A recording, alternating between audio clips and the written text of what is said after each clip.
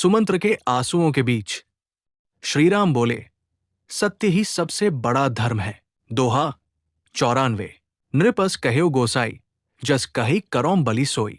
करी बिनती पायन पर्यो दीन बाल, जिमि रोई। भावार्थ, महाराज ने ऐसा कहा था, अब प्रभु जैसा कहें मैं वही करूं।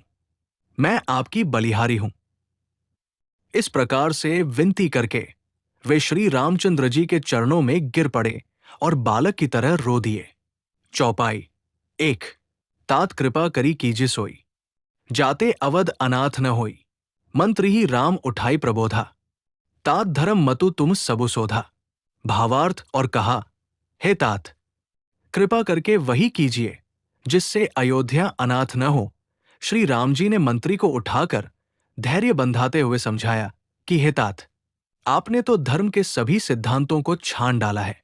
सिबी दधीच हरिचंड नरेसा, सहे धर्महित कोटि कलेसा।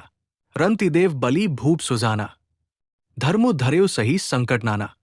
भावार्थ, शिबी, दधीची और राजा हरिश्चंद्र ने धर्म के लिए करोड़ों, अनेकों कष्ट सहे थे।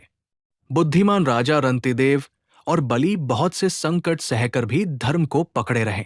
उन्होंने धर्म का परित्याग नहीं किया। धर्मो न दूसर सत्य समाना। आगम निगम पुराण बखाना। मैं सोई धर्मो सुलभ करी पावा। तजे तिहु पुर अबजसु छावा। भावार्थ, वेद, शास्त्र और पुराणों में कहा गया है कि सत्य के समान दूसरा धर्म नहीं है। मैंने उस धर्म को सहज ही पा लिया है। इस सत्य रूपी धर्म का त्याग करने से तीनों लोकों में अपयश छा जाएगा। संभावित कहो अबजस लाहूं, मरण कोटि सम दारुण दाहूं। तुम तात बहुत का कहो, दिए उतरु फिरी पात को लहू। भावार्थ, प्रतिष्ठित पुरुष के लिए अपयश की प्राप्ति करोड़ों मृत्यु के समान भीषण संताप देने वाली है। हे तात, मैं आपसे अधिक क्या कहूं। लौटकर उत्तर देने में भी पाप का भागी होता हूं। सामाजिक बटा नैतिक संदेश। जीवन में चाहे कितनी भी कठिनाई क्यों न आए, धर्म और सत्य के मार्ग से कभी विचलित न हो। यही श्रीराम का सच्चा संदेश है।